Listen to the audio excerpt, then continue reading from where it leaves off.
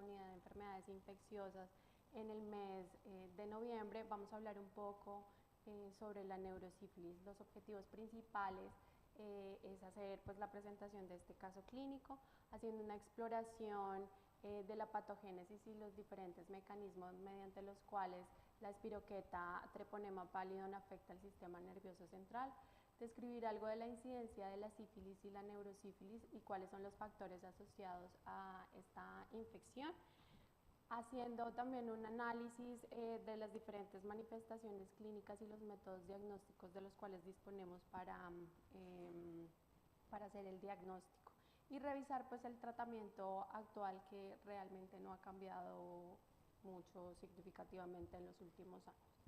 Entonces tenemos un paciente que consulta por disminución de la agudeza visual en el ojo izquierdo, como antecedentes de importancia, fumador hasta 4 meses previos al ingreso en noviembre, otitis a repetición en la infancia, una neumonía adquirida en la comunidad en mayo del año pasado y algunos antecedentes quirúrgicos que no tienen pues mayor relevancia en este caso. El paciente con una edad de 47 años que consulta inicialmente por un cuadro que inicia en julio del 2023 de pérdida súbita de la audición, inicialmente en oído derecho y posteriormente bilateral. Posterior a un viaje en avión, fue valorado a finales de agosto por el servicio de otorrino, que objetiva una perforación timpánica y lo relaciona con barotrauma, iniciando tratamiento esteroideo. 2 o 3 días posteriores al inicio de este tratamiento, el paciente presenta un rash muy leve en tronco y unas lesiones descamativas palmoplantares y unas pequeñas lesiones eritematosas en glandes que desaparecieron rápidamente. En agosto del 2023, el paciente presenta disminución de la agudeza visual en ojo derecho, por lo que acude al servicio de urgencias, en donde es valorado por los servicios de oftalmología y neurología, y se atribuye su alteración visual a una posible noia, en donde se ajusta el tratamiento corticoide. Sin embargo, el paciente no presenta respuesta a este tratamiento. Posteriormente, durante esta valoración, se solicita una analítica completa incluyendo serologías. Posteriormente es valorado en consulta externa por la unidad de enfermedades infecciosas, en donde se descarta patología autoinmune.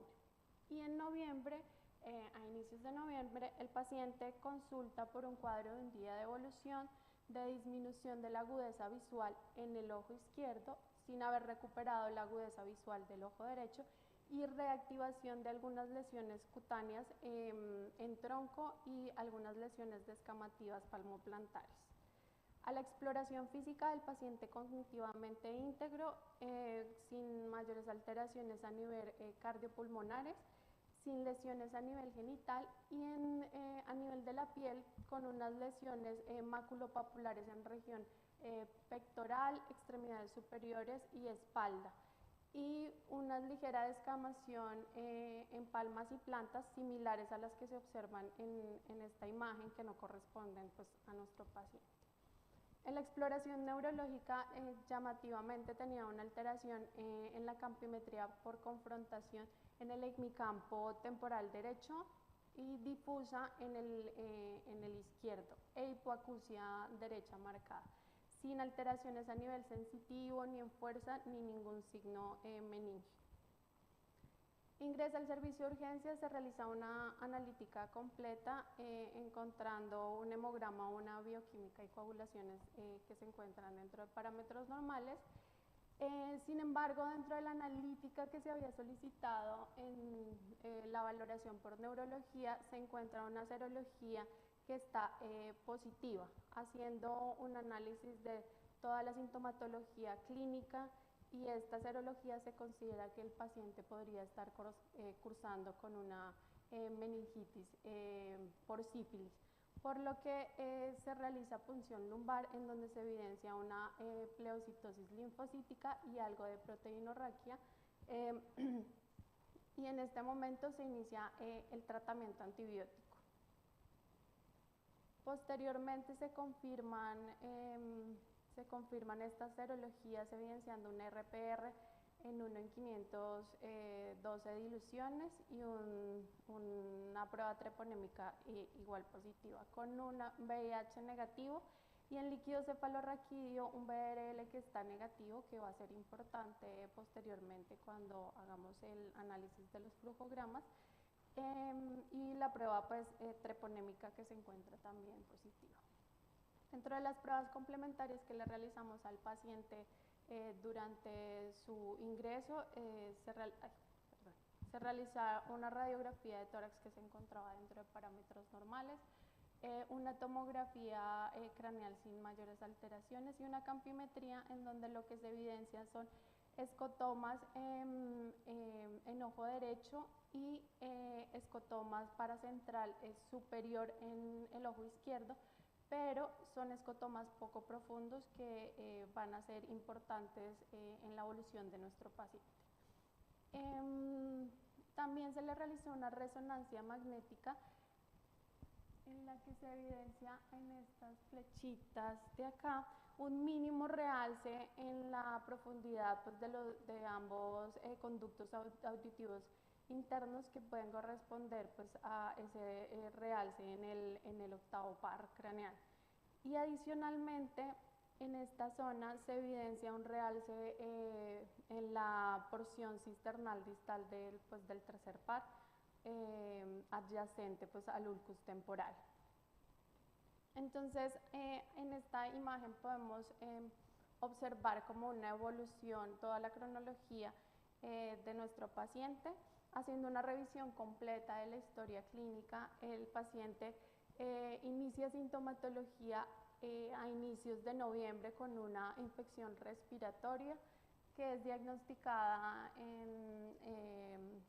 en primaria de una neumonía adquirida en la comunidad asociada a una otitis derecha y se inicia tratamiento con levofloxacino. En este momento se evidencia un aumento de las enzimas hepáticas que se asocia a una posible hepatotoxicidad secundaria al medicamento y posteriormente pues no hay ninguna complicación respecto a esto.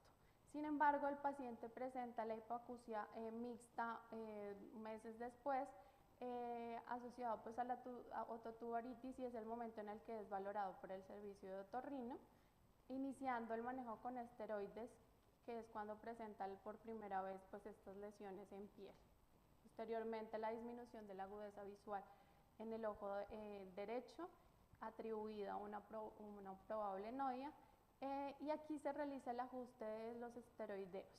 En septiembre se realiza la primera serología. Esta serología no es revisada sino hasta nuestra valoración en noviembre, cuando él consulta por la disminución de la agudeza visual en el otro ojo y la reactivación del rash. En este momento el paciente ingresa en la unidad de enfermedades infecciosas, se inicia el manejo con penicilina G-sódica y hacia el 5.º día hay una desaparición del rash, se mantiene estable durante toda su estadía clínica y hacia el 15.º día de hospitalización es dado de alta al culminar el tratamiento antibiótico. Posteriormente es valorado en consultas a finales del año pasado, en donde se evidencia una recuperación casi completa de la visión y de la audición con un RPR que ha disminuido significativamente. Este censuero, que inicialmente el que teníamos era de 1 en 512 y el del control en 1 en 64. Está pendiente una nueva revisión para la realización de una nueva punción lumbar y pues, evidenciar como los cambios también en las serologías en el líquido cefalorraquídeo. Entonces vamos a hablar un poco sobre la neurosífilis, que es una infección del sistema nervioso central por la espiroqueta Treponema pallidum, que puede ocurrir en cualquier momento después de la infección inicial por sífilis. Que es importante que se conoce como la gran imitadora por su gran variedad de síntomas y de signos clínicos, como lo podemos observar en nuestro caso clínico, que tiene pues una clínica muy florida a nivel ocular, óptica, cutánea. No hay mucha información sobre la epidemiología de la neurosífilis a nivel mundial. Se conocen muchos casos en la, se conocen muchos datos en la era prepenicilina, en donde se hablaba de que entre el 25 y el 35% de los pacientes con sífilis tenían neurosífilis. De estos, un tercio tenían una neurosífilis asintomáticas, otro tercio presentaban tabes dorsal y menos del 10% presentaban paresia general. En el 2022 en España se reportaron 8.141 casos de sífilis para una tasa aproximada de 17 casos por cada 100.000 habitantes. Es llamativa esta gráfica porque, como podemos evidenciar, en los últimos años ha habido un incremento significativo de los casos, principalmente asociados a coinfección con VIH. Y cuando observamos esta gráfica y la comparamos con la imagen de 2001, se evidencia también un aumento de casos en diversas comunidades autónomas, principalmente en la Comunidad de Cataluña, en Madrid, en Canarias, en las Baleares, en donde se llega a hablar hasta casos de 33.47 por cada 100.000 habitantes. El dato que logré encontrar sobre la epidemiología de la neurosífilis fue principalmente en Estados Unidos, que se habla de una tasa de 0.47 a 2.1 casos por cada 100.000 habitantes. Los factores de riesgo más importantes pues es ser hombre, joven, inmunosuprimido y pues la asociación de pacientes con VIH. Aunque no se conoce completamente la patogenia de esta infección, se habla de que hay una invasión por microabrasiones en piel, mucosas contaminadas, usualmente por vía sexual, pero pues también existen otras vías, transfusión, trasplante de órganos sólidos o verticalmente. Se produce posteriormente una diseminación hematógena y linfática que va a llevar una invasión en etapas muy tempranas con alteración pues, de las células endoteliales. El complemento y toda la opsonización intentan eliminar la bacteria y hay dos respuestas. Si hay una respuesta TH1 con interferón gamma y respuesta de CD4, pues hay una resolución del cuadro. Sin embargo, si lo que tenemos es un aumento de la interleuquina 17 con respuesta de los linfocitos T helper 17, vamos a tener el daño del sistema nervioso central y la invasión de las células por la espiroqueta pues poco después de la infección. Podemos tener una meningitis transitoria que puede resolver espontáneamente o una meningitis persistente. Dentro de los cambios histopatológicos que podemos encontrar y que van a explicar mucha de la variabilidad que tienen estos pacientes en su clínica, encontramos infiltración difusa perivascular y de células plasmáticas con pérdida de las células nerviosas, y en la vasculitis la inflamación de las células endoteliales que progresa a endarteritis obliterante. Entonces, conocemos mucho de la historia natural de la neurosífilis en la era preantibiótica, hablando de que tenemos pacientes asintomáticos y sintomáticos, y que cuando tenemos la exposición aproximadamente el 30% de los pacientes presentan una neuroinvasión que va a progresar un 30% a neurosífilis asintomática temprana y otro porcentaje no muy bien conocido. Las líneas intermitentes representan como lo que no tenemos claro, y mientras que las líneas continuas es la asociación directa que se ha realizado. Entonces digamos que esta asociación está completamente definida, sin embargo la asociación de la neuroinvasión a la meningitis aguda por sífilis pues no tiene mayores estudios. Esta neurosífilis asintomática temprana puede resolverse espontáneamente o progresar a eventos tardíos, y estos eventos tardíos también pueden resolver espontáneamente o progresar a neurosífilis terciaria, hablando de alteraciones meningovasculares, parenquimatosas o gomas sifilíticos. Las manifestaciones clínicas se pueden dividir más o menos en dos grupos grandes, en tempranas, formas tardías, y otras formas clínicas en donde podemos tener alteraciones pues, oculares, ópticas, o alteraciones pues, de diferentes pares craneales. Dentro de las formas tempranas, la más frecuente es la asintomática, en la que vamos a observar alteraciones en el líquido cefalorraquídeo con serologías positivas, pero sin signos neurológicos, que se puede presentar dentro de semanas o meses posteriores a la infección. Como lo decíamos previamente, la infección se puede generar en cualquier momento, de la primoinvasión.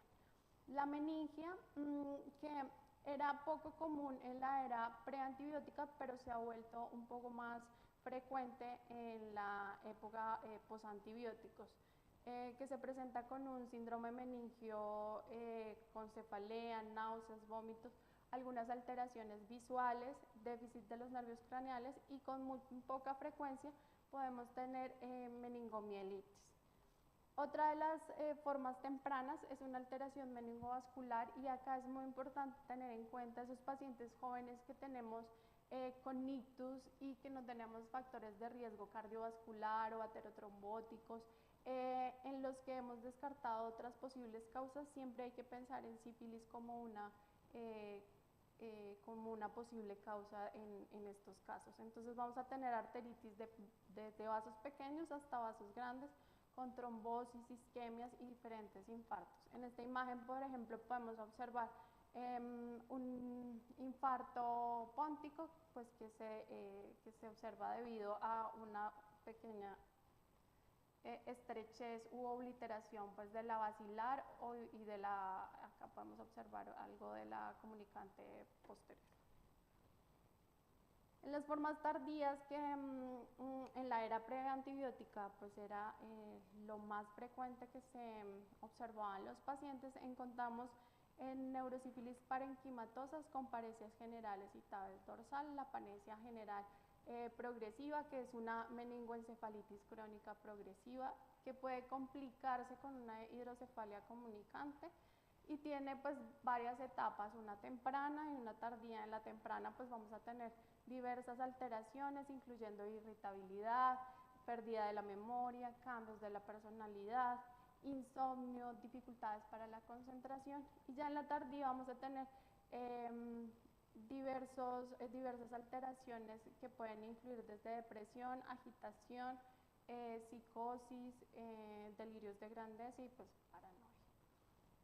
El tabes dorsal, que era el más frecuente y la forma más común en la era prepenicilina, que es una degeneración de las raíces y de los cordones posteriores de la médula espinal, que se caracteriza por una ataxia sensitiva, con dolores lancinantes muy fuertes descritos por los pacientes, y crisis viscerales, que son episodios de dolor intenso en epigastrio, con náuseas, alteraciones vesicales, incontinencia urinaria y rectal, y las clásicas alteraciones de la pupila de Argyll-Robertson, que es un daño de la vía parasimpática del tercer par, en la que lo que tenemos es un defecto para el reflejo fotomotor, pero sí hay una respuesta a la acomodación, aunque es una respuesta muy rápida. También tenemos alteraciones artropáticas, como la artropatía neuropática de Charcot, y acá en este corte anatomopatológico, en donde podemos observar la desmielinización importante de los cordones posteriores. También podemos tener pacientes con gomas sifilíticos, aunque no es muy frecuente en estos momentos. Sí se observa en algunos pacientes con VIH positivo, y que no están recibiendo tratamiento antirretroviral.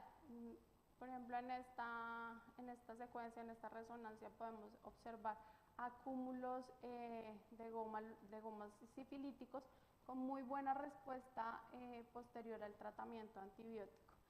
La sintomatología de los gomas sifilíticos pues depende de la zona en donde pues vayamos a encontrar la lesión que pues está ocupando el espacio. Otras formas de neurosífilis puede ser la neurosífilis ocular, que puede afectar cualquier parte del ojo, generando uveitis anteriores, posteriores o panuveitis, o diferentes neuropatías con queratitis, vasculitis retinianas y demás. Y la ótica, que puede ir desde sintomatologías muy simples como tinnitus hasta pérdida de la audición, vértigos e inestabilidad para la marcha. El diagnóstico tiene 3 pilares importantes, que son las manifestaciones clínicas, los resultados de las pruebas serológicas y el estudio del líquido cefalorraquídeo. Las imágenes son complementarias, sin embargo, pues no van a ser concluyentes pues, en los pacientes con neurosífilis. Vamos a tener estos pilares como dentro de lo más importante para el diagnóstico de esta enfermedad. Recordar que tenemos pruebas no treponémicas y pruebas treponémicas. Dentro de las no treponémicas encontramos el BDRL, el RPR, que tienen baja especificidad y sensibilidad, y mientras que tenemos pruebas treponémicas como el TPHA y el FTA-ABS, que pues, es el más usado, por ejemplo, en Latinoamérica, y evidenciado que es el más usado aquí en Europa. Esto hablando de suero. En el líquido cefalorraquídeo el gold estándar es el BDRL.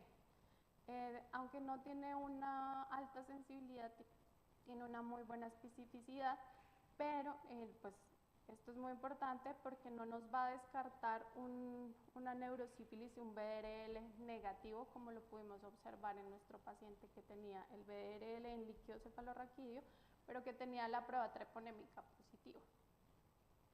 Entonces vamos a hablar de pacientes que tienen sífilis no conocida y sífilis conocida. Si tenemos un paciente con sífilis, si no sabemos si tiene sífilis, si tuvo sífilis, pues hay que confirmar el diagnóstico, porque no podemos tener neurosífilis pues sin haber tenido sífilis. Entonces, al realizar las pruebas no treponémicas y las treponémicas, hacemos la interpretación y pues llegamos al diagnóstico pues de nuestro paciente. Si tenemos un paciente con sífilis conocida, entonces vamos a ir a evaluar si el paciente tiene signos o síntomas neurológicos u oftalmológicos en cualquier etapa de los signos y síntomas que mencioné previamente. Si tiene sífilis terciaria que afecte a otras partes del cuerpo, o si ha tenido fracaso en el tratamiento que le hemos iniciado. Entonces, se habla de 2 grandes grupos de pacientes, que son los pacientes no VIH con sospecha de neurosífilis y los pacientes VIH con sospecha de neurosífilis. ¿Por qué esta división? Porque per se el VIH puede generar algo de pleocitosis y proteinorraquia en el líquido cefalorraquídeo, que puede pues generar un factor de confusión. Por esto se hacen 2 flujogramas diferentes. Entonces, en el paciente no VIH con sospecha de neurosífilis hacemos la prueba treponémica en suero. Si es reactiva y la clínica es sugestiva de neurosífilis, debemos ver si es necesario realizar, si la punción lumbar está contraindicada, si el paciente tiene un RPR mayor de 1 en 32 diluciones, o si no hay ningún otro diagnóstico más probable, pues podemos iniciar el tratamiento de forma empírica en este momento. Pero si no tenemos ninguno de estos 3 casos, pues realizaremos la punción lumbar, y en la punción lumbar le realizaremos un análisis con prueba no treponémica BDRL. Si es reactivo, iniciamos tratamiento, y si no es reactivo, no es excluyente del diagnóstico. Entonces ahí es cuando vamos a hacer la observación de la pleocitosis en el líquido y pues de la proteinorraquia. Si tenemos más de 5 células por microlitro, iniciamos tratamiento, y si tenemos más de 45 miligramos de decilitro, también iniciamos tratamiento. Mientras que en el paciente con sospecha de neurosífilis VIH positivo, tenemos como un plus más. Si hacemos la prueba treponémica en suero y es reactiva, y la clínica es sugestiva de neurosífilis, hacemos la punción lumbar y el análisis con la prueba no treponémica. Pero si la clínica no es sugestiva, el paciente tiene una RPR que está de 1 en 32 diluciones, tiene unos CD4 menores de 350, una carga viral detectable, o el paciente no está con terapia antirretroviral, entonces si no tenemos ninguno de estos, está descartada la infección, así tengamos esta prueba reactiva. Pero si tiene alguno de estos, también vamos a punción lumbar con estos pacientes. Si la prueba es reactiva, iniciamos tratamiento, y si no, nuevamente vamos a observar el líquido cefalorraquídeo. En este vamos a tener como unos valores aumentados por lo que hablábamos de la pleocitosis y pues de la proteinorraquia un poco aumentada en los pacientes. Entonces, si tenemos más de 20 células por microlitro, pues iniciamos tratamiento. Mientras que si tenemos en un rango esta celularidad, lo que vamos a observar es nuevamente la carga viral, el número de CD4 y si el paciente se encuentra en tratamiento antirretroviral. Si no cumple ninguno de estos, vamos a hacer una prueba treponémica en el líquido cefalorraquídeo, y si cumple todos, pues iniciamos el tratamiento. Entonces, ¿qué es lo importante? Recordar que el líquido cefalorraquídeo en pacientes no VIH que tienen una pleocitosis linfocitaria de 5 células y unas proteínas de 45, en este momento, pues a pesar de que tengamos un VRL negativo, pero tenemos una alta sospecha en el paciente, iniciamos tratamiento. Mientras que en el paciente con VIH, si el VRL no es reactivo y la pleocitosis es leve, puede estar inducida por el propio VIH. A futuro se describen concentraciones de quimiotoxina de la célula B, CXC13, que podría distinguir entre la pleocitosis por sífilis o por el VIH. El tratamiento de elección sigue siendo la penicilina G cristalina en infusión continua 24 millones de unidades durante 14 días, o de 3 a 4 millones de unidades endovenosas cada 4 horas. Una otra opción puede ser la penicilina G procaínica más probecenib. Recordemos la reacción de Harris-Herbenmer, perdón, siempre se me dificulta un poco esa, que es una respuesta inmunológica transitoria que se presenta durante las primeras 24 horas de inicio de tratamiento antibiótico, principalmente porque al actuar el antibiótico lo que hay es una ruptura de las espiroquetas y una liberación de toxinas que produce en el paciente fiebre, escalofríos, artralgias, mialgias y algunas lesiones cutáneas que tienden a confundirse con una reacción alérgica al medicamento, y lo que normalmente se hace es suspender el medicamento. Entonces, digamos que si tenemos una reacción que es leve y que podemos asociar a esta reacción, lo que debemos hacer es tratamiento antiinflamatorio si pues, la estabilidad del paciente lo permite, e ir observando. Otras alternativas de tratamiento son la ceftriaxona y la doxiciclina. Sin embargo, la doxiciclina, tanto en los CDCs como en las guías europeas, no se recomienda como uso de tratamiento inicial en los pacientes con neurosífilis.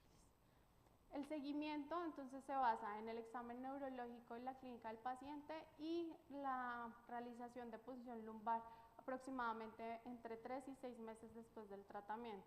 Entonces vamos a observar si hay resolución o estabilización clínica y si hay normalización del líquido cefalorraquídeo. En pacientes que son inmunocompetentes o pacientes VIH que están con terapia antirretroviral, en quienes no se puede realizar una punción lumbar por alguna contraindicación.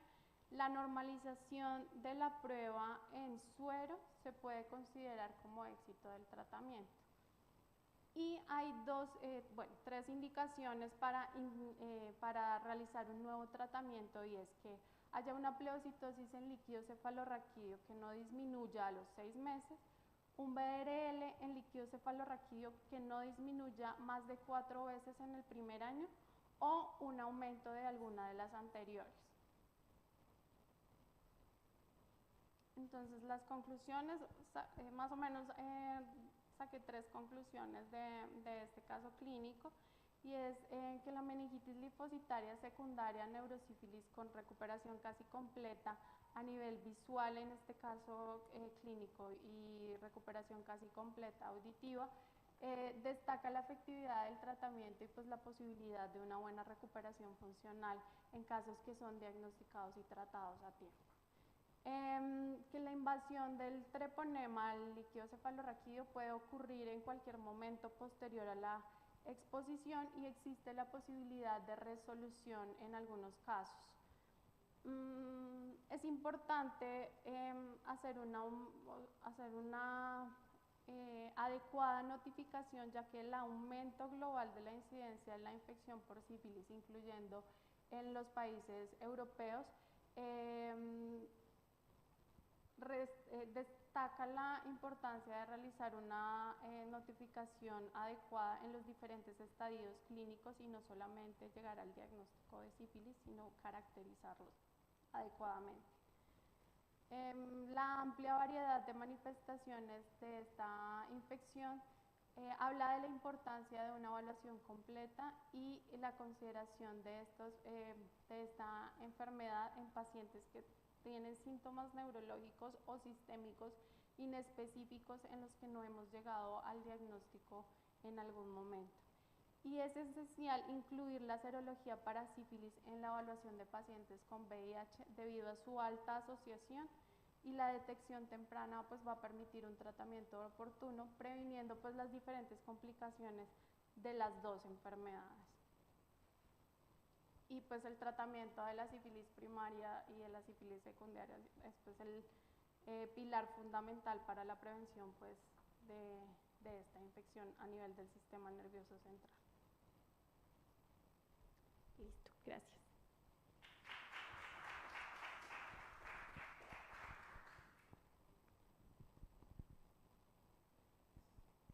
¿Alguna pregunta, comentario?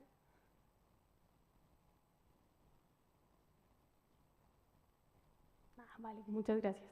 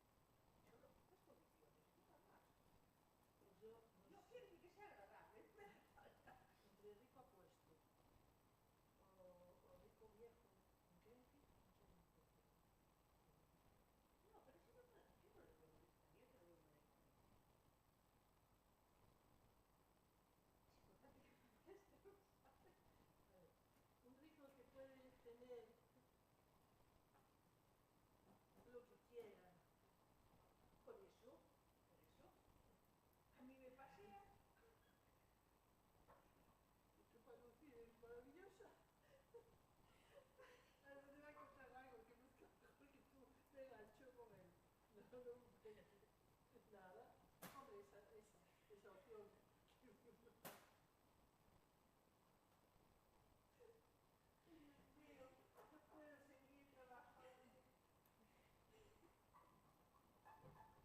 Bueno, tenemos aquí esta mañana, ¿eh?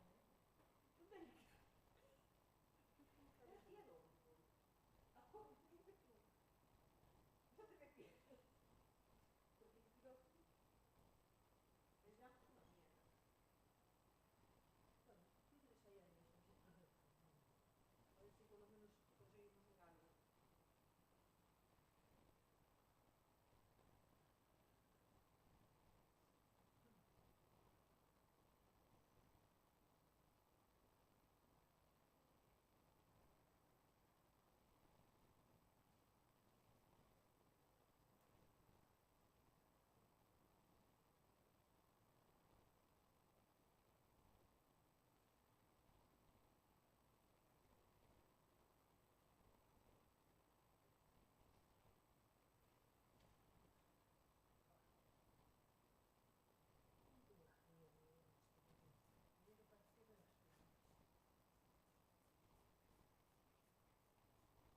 Si yo fuera presidente del gobierno, cuando aprendió a morir, madre mía, intentaba matar sin nada, con eso te ves y te casas con el narco.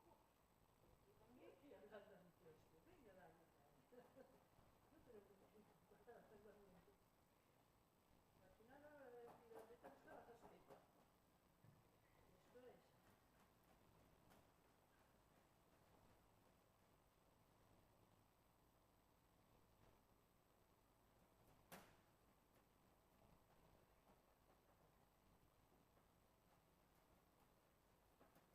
Y si le vamos a comprar a la periodista, le damos la galleta y que lo vaya dando. ¿Y si tiene fotografía? ¿Se aparece? ¿Quién sabe?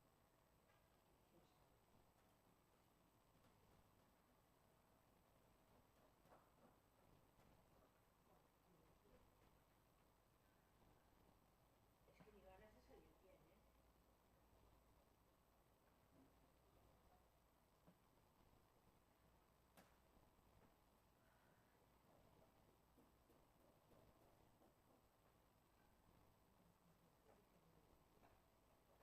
tiene los pies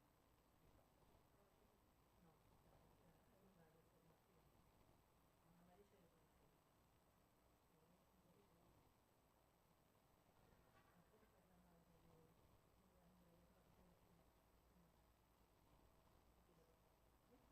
Mejor que la madre de la niña de otra que tiene aquí. ¿Qué tiene roja?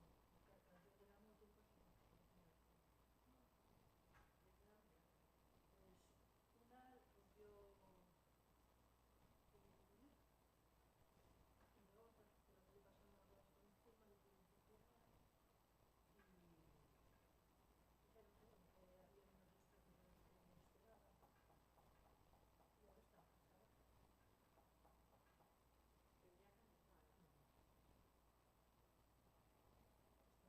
No, está durante apenas un mes. No está atravesado porque no falta mucho, ¿eh? Y además fue la moto que le vendió Borja al hermano. Borja tenía la moto esa y se la vendió al hermano de Eloy, que está en la Marina. Y era moto de ya se iba a casar. Entonces le quitó el carnet y entonces cuando le quitó el carnet le compró la moto. Y resulta que este no tenía, claro, que este no tenía el carnet de esa moto, como lo tenía este yo. Carnet de moto, pero moto. Anticiclo. Yo anticiclo, tú no sé. No es moto de 4 plazas. Porque de 2 se me hace fuerte.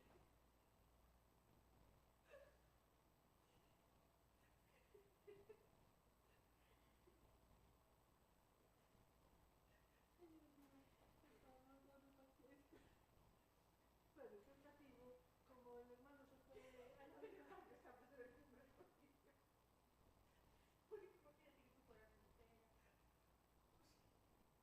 Joven.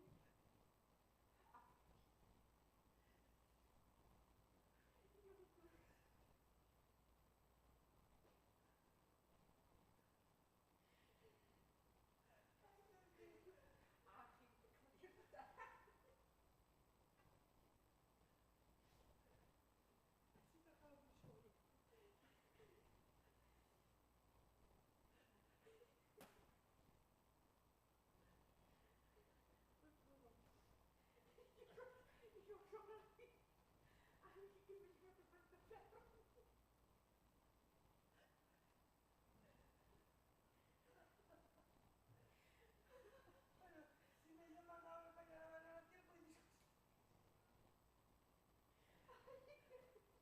y digo, vaya que ya hay que descansar. Es que me emociono mucho. Ay, para que me veis, pues encima, que te me podía.